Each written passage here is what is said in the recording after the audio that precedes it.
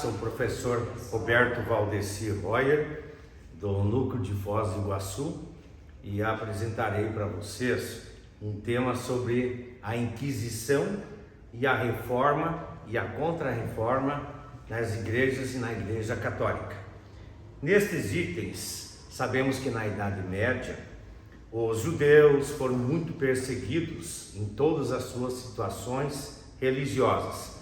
Tínhamos também as outras religiões e também a disputa pelas áreas religiosas das mesmas, sendo que possuíam imensas e grandiosas construções ou objetos que eram utilizados como formas de inquisição. Essas inquisições medievais, eles fizeram parte da Reforma e da Contra-Reforma. O que seriam isso? A Reforma e a Contra-Reforma eram todos os itens que as igrejas da época estavam ou queriam implantar e acoplar nas comunidades, nos estados e nos países. A Igreja Católica era dominante, mas as outras demais, a protestante, a anglicana, a calvinista, a islâmica, budista e as outras, todas disputavam o seu território. Com isso surgiu a Contra-Reforma e a Reforma da Igreja Católica. O que seria isso? Eram as medidas que a Igreja Católica apontava e avançava para conter o avanço excessivo das religiões protestantes que existiam na época. O Concílio de Trento foi um dos primeiros objetivos que foram implantados para dar início à Contra-Reforma. No Concílio de Trento, alguns aspectos foram seguidos e obrigatórios que eles implantaram. Por exemplo, proibiu a venda das indulgências plenárias. Explicando para vocês o que seriam as indulgências plenárias. As indulgências plenárias eram aqueles passes ou passaportes que as pessoas utilizavam para ir para o reino dos céus, ou com as promessas de tudo que haviam feito de errado aqui na terra e nessa vida póstuma seria perdoado e alcançariam aquela tal de tão sonhada vida eterna. E também para os altos cargos, os cleros. Tínhamos também os estudos obrigatórios nos seminários, nas casas de formação. Nas casas de formação e nos seminários seguiam a risca rigorosa dos itens que eram apenas colocados e ensinados aos mesmos, pois eles necessitavam de seguir somente os princípios religiosos.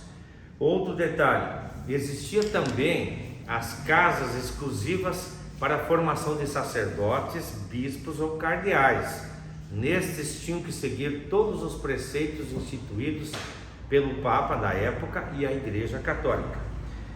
Os avanços que tivemos também da fé para as boas obras, ou seja, todo cidadão que praticava boas obras, bons atos, caridade e outros itens, alcançaria completamente o seu reino tão sonhado que era o reino dos céus.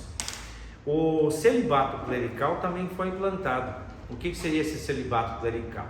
Seria os padres não podiam terem acesso a seus desejos carnais. Eram proibidos de namorar e se casar e constituir família, onde este foi um dos principais choques que existiam na época. Eram somente pessoas que poderiam fazer parte da igreja. A crença na transubstanciação, o que seria? Seria aquelas pessoas que iam cada vez mais conquistar mais seres ou mais pessoas que fariam ou que chamariam para serem pertencentes à Igreja Católica. O celibato era algo obrigatório, não tinha nem como você dizer que sim nem que não, era obrigatório. Se não cumpria com as regras, ia diretamente para a questão inquisitória. A reafirmação dos dogmas do catolicismo. O que seriam esses dogmas? Existiam na época a catequese, todas as formas de catequização para conquistar cada vez mais pessoas que faziam parte da Igreja Católica, e nisso se implantava uma espécie de, como é que dá para se falar? Uma promessa para eles atingirem o reino dos céus mais fácil que os outros. reativação dos tribunais do Santo Ofício. Uma coisa que dá para chamar a atenção aqui neste Santo Ofício seria os objetos que eram utilizados ou eram fabricados na época como os de tortura, ou seja, os inquisitórios. Nós tivemos vários deles: roda alta, viola das comadres, o açoite, que era uma espécie de garfo que raspava as pessoas quando cometiam alguns atos, cavalete, se espichava a pessoa para confessar os seus erros, confessar o que não havia realizado cumprindo segundo as ordens da Igreja Católica, berlinda, que era utilizada com os braços pendurados em praça pública ou em outros locais para pessoas que realizavam promessas ou falsas promessas, os beberrões e também para as fofoqueiras, algemas para as pessoas que não obedeciam aos favores ou às situações familiares. Tinha também o balcão de esticamento, a pessoa era amarrada, espichada até contar ou confessar aquilo que havia feito de errado ou traído a Igreja Católica. Despertador, esse era cruel, a pessoa era sentada numa ponte aguda, ao contrário ou ao normal, onde este era obrigado a seguir o protocolo, mas infelizmente era executado. Tínhamos também o esmaga-seios, guilhotina, existente até em vários locais e foi por longos e longos anos que ela foi muito utilizada. As pessoas pagavam com a vida pelos seus atos. E a empalada, instrumento pontiagudo, colocado no ânus diretamente para sair na boca, ou da boca para sair diretamente no ânus. Isso confessavam qualquer coisa na época.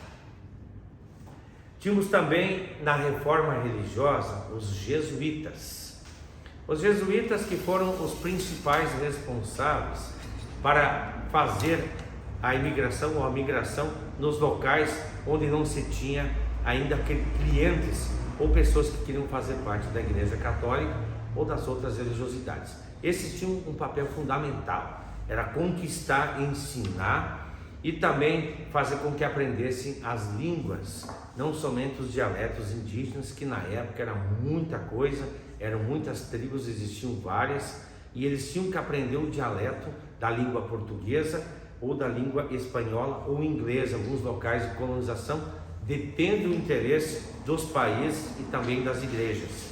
Tínhamos também os tribunais, pessoas que eram escolhidas para fazerem parte dos condenamentos para a Inquisição e também para que sejam dados ordem para serem eliminados e sendo mortos, decapitados, apedrejados, queimados vivos. Não importava aqueles que tinham feito algo ou não tinham feito algo. Fazia parte desses os infiéis, principalmente os infiéis.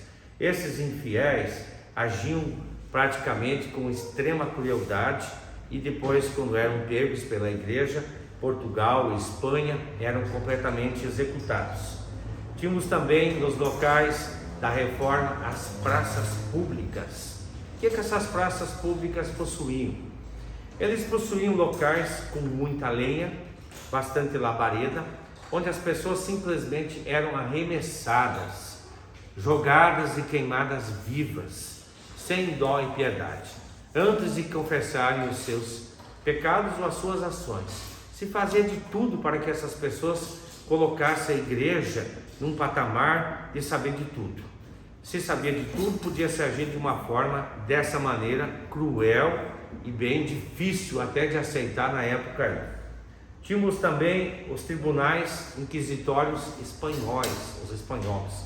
Eles tinham vários locais. Se ficava numa espécie de uma cômoda, o rei, os príncipes ou a rainha, e nesses apresentavam-se os infiéis ou os condenados, e esses davam o veredito final do mesmo, sendo que esses não escapava ninguém. Todos eram queimados vivos e eliminados. Tivemos também alguns rituais que na época eram utilizados para se fazer a inquisição das pessoas. A inquisição das pessoas era uma forma muito cruel, drástica e praticamente utilizada com bastante frequência, onde eliminavam praticamente a maioria das pessoas que passavam por esse tribunal. nenhuma espécime de igreja se teve ou conseguiu eliminar esse tipo de condenação, sabendo que tínhamos várias regiões do mundo que onde se fazia as colonizações, esses tribunais eram implantados e possuídos.